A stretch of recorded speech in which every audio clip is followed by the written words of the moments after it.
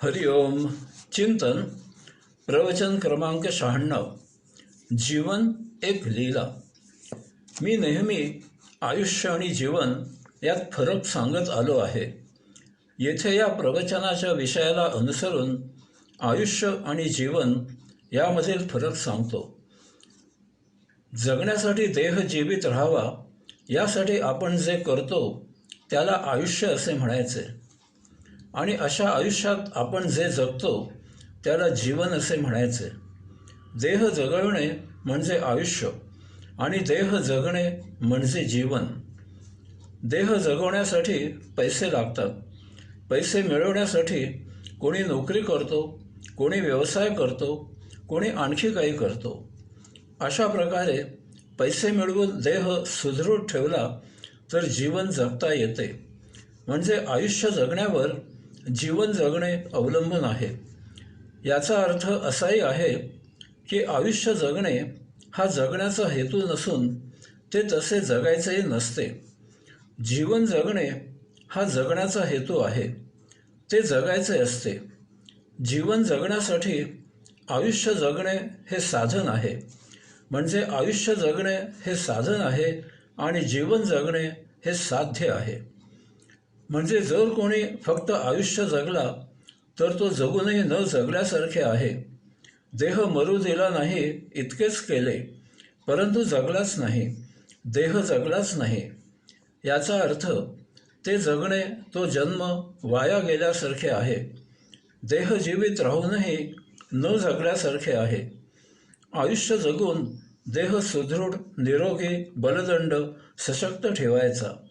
हे करत असताना आयुष्य जगायची तीव्र लालसा होते, ती जाणून बुजून टाळायची. तसे केले नाही तर फक्त दुःख वाटायला येते, संचित निर्माण होते, जन्ममरणाचे फेरे सुरू होतात. यात कधीही आनंद मिळत नाही. परंतु असा देह वापरायचा आणि जीवन जगायचे. त्यासाठीच आत्मपरब्रह्माचा अंश म्हणून आपण भूतलावर आलेले आहोत. तसे केले की आपण संपूर्ण जगणे केवळ आनंद आणि आनंदात व्यतीत करतो.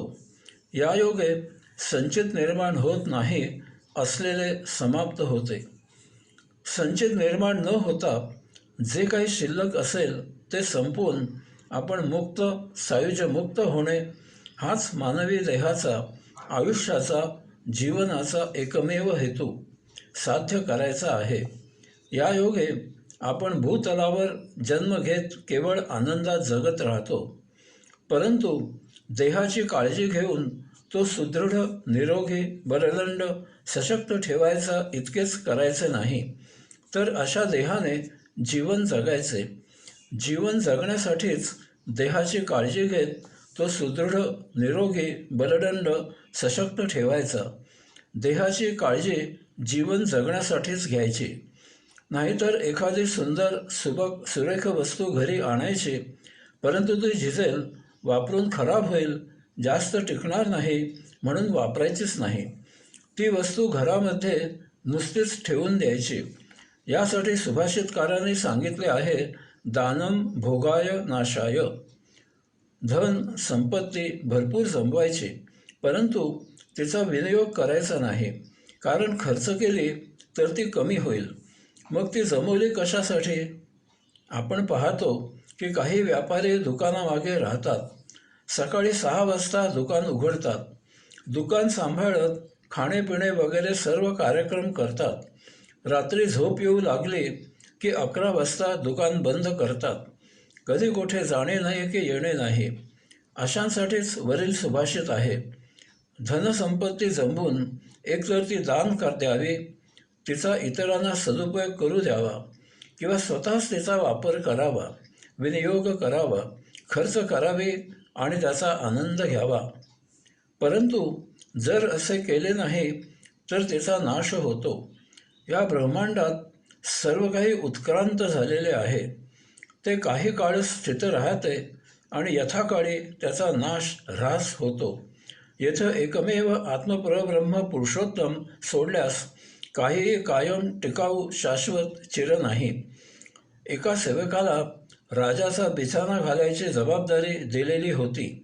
तो सेवक दररोज सायंकाळी राजाचा बिछाना घालत असे आणि दुसऱ्या दिवशी सकाळी राजाची झोप झाल्यावर तो आवरून ठेवत असे.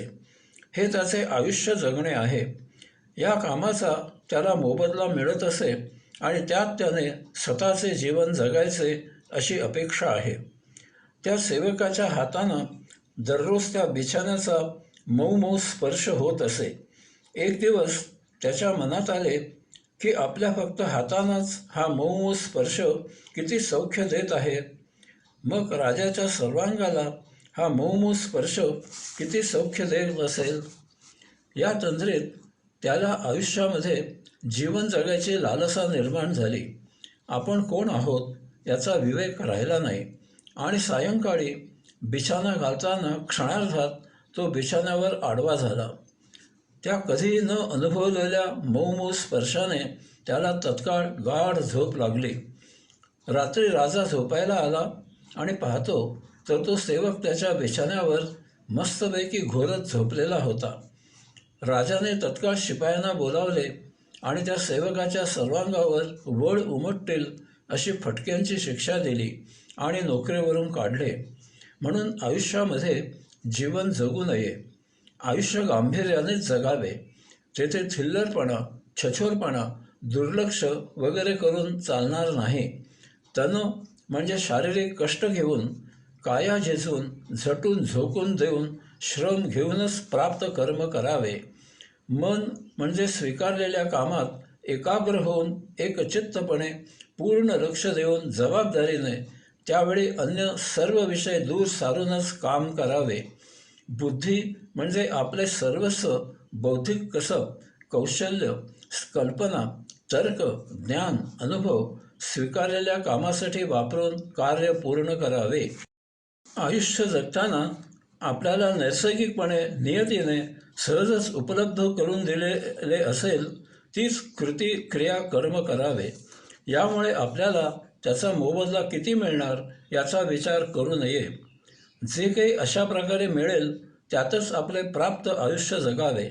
थोडक्यात असे लक्षात ठेवावे की आपली प्रत्येक कृती, क्रिया, कर्म हा कर्मयोगच झाला पाहिजे. आपण असे म्हणतो की आत्मपरब्रह्म पुरुषोत्तमाने ही सृष्टी निर्माण केली, परंतु हे बोलीभाषेमध्ये ठीक आहे. या अज्ञानामुळे आपण आपल्या जीवनाचा उद्देश काय आहे, जीवन का जगावे, कसे जगावे याचा विचार करत नाही. ते चुकीच्या पद्धतीने जगतो. यामुळे आपल्या हातून आत्मपरब्रह्म पुरुषोत्तमाला अपेक्षित असे जीवन जगले जात नाही. आणि म्हणूनच सर्वप्रथम आपण हे जाणून घ्यायचे आहे की ही सृष्टी आत्मपरब्रह्म पुरुषोत्तमाने निर्माण केलेली नसून ती त्याच्यामधून त्याच्याही नकळत अभावितपणे उत्क्रांत झालेली आहे. याचा अर्थ ही सृष्टी सहहेतुक निर्माण झालेली नाही. तिच्या निर्माणामध्ये निर्माणापूर्व काहीही आयोजन नाही आणि नियोजनही नाही. सृष्टी निर्हेतुक निर्माण झालेली आहे. ती आत्मपरब्रह्म पुरुषोत्तमामधून उत्क्रांत झाले हे त्रिवार सत्य आहे. आणि तरीही तिच्या निर्माणामध्ये आत्मपरब्रह्म पुरुषोत्तमाची कसलीही अपेक्षा, इच्छा, हेतू, उद्देश नाही. आत्मपरब्रह्म पुरुषोत्तमामधून त्याच्याही नकळत ओम असा वैश्विक परममहाविस्फोट झाला आणि त्यामधून सप्तब्रह्मतत्वे उत्क्रांत झाली आणि त्यामधून सृष्टी निर्माण झाली. हे संपूर्ण नैसर्गिक आहे आणि म्हणून सृष्टी हा निसर्गाचा परम महाकैवल्यानंद आहे. आनंद हा सृष्टीचा स्वभाव, छंद, लीला, खेळ आहे. लहान मूल आपल्याच नादात आनंदाने गाणे गात असते, उड्या मारत असते, इकडून तिकडे पळत असते, खिंदळत असते. कशासाठी? त्यात त्याचे प्रयोजन, आयोजन, नियोजन काहीही नाही. त्यात त्याला केवळ आनंद आणि आनंद मिळतो. ही विलोभनीय, अतिसुंदर, मोहक, आकर्षक सृष्टी निर्माण झाल्यावर तिच्या सौंदर्याचा साक्षीत्वाने त्रयस्थपणे केवळ आनंद घ्यावा या इच्छेने आत्मपरब्रह्म पुरुषोत्तमाचा अंश या भूतलावर यात्रा करून, देह धारण करून वास्तव्याला आला. हा औषात्मा म्हणजे आपण स्वतः आहोत. येथे औषात्म्याने म्हणजे आपण काय करावे याबद्दल आपल्या मातुलाच्या म्हणजे आत्मपरब्रह्म पुरुषोत्तमाच्या आपल्याकडून काही अपेक्षा आहेत. त्यालाच आपण जीवन जगणे असे म्हणतो. आपल्याला हे सर्व जाणून घ्यायचे आहे. कलाकार त्याच्या आनंदासाठी कला सादर करत असतो. कला सादर करणे, व्यक्त करणे हा त्याचा आनंद असतो. त्याच्यासाठी ती मौज मजा मस्ती असते. म्हणून कलाकारांना अमुक करा असे सांगून काही उपयोग होत नाही. ते उत्स्फूर्तपणे जे सादर करतात ती त्यांची कला आनंद निर्माण करते. गाणाऱ्याला अमुक गा असे सांगण्यापेक्षा त्याला त्याच्या मस्तीने गाऊ द्यावे. त्यावेळी ते भूतलावर स्वर्ग निर्माण करतात. हीच गोष्ट सर्व प्रकारच्या कलाकारांच्या बाबतीत असते. अर्थात कलाकार इतरांसाठी कला सादर करतात ते पोटासाठी, देह जगण्यासाठी, त्या जगवलेल्या देहाकडून जीवन जगण्यासाठी. मी स्वतः योगासनांचे वर्ग घेत असे ते चरितार्थासाठी, आयुष्यासाठी. परंतु आध्यात्मिक तत्त्वज्ञानाचे वाचन, श्रवण, मनन, लेखन, प्रवचन हा माझा आनंद, छंद, मौज आहे. तेच माझे जीवन आहे. त्यात जगण्याचा आनंद मी घेत असतो. तानसेला बादशाह एकदा म्हणाला, तू इतके सुंदर गातोस तर तुझा गुरु किती अप्रतिम गात असेल. तुझ्या गुरुचे मला गाणे ऐकायचे आहे. त्यावर तानसेन बादशाहला म्हणाला, माझा गुरु गा असे सांगून गात नाही. माझा गुरु जेव्हा गात असेल तेव्हा तुम्हाला ते ऐकावे लागेल. बादशहाने ही अट आनंदाने मान्य केली. मग एके सायंकाळी तानसेन त्याचा गुरु गात असताना बादशहाला ते घेऊन त्याच्या गुरुच्या घराबाहेर गेला. तेथे बाहेर शांतपणे उभे राहून बादशहाला गुरुचे गाणे तानसेनने ऐकविले. ते ऐकून बादशाह खूप खुश झाला, भारावून गेला. तेथून आल्यावर बादशाह तानसेनला म्हणाला, तू असे का गात नाहीस?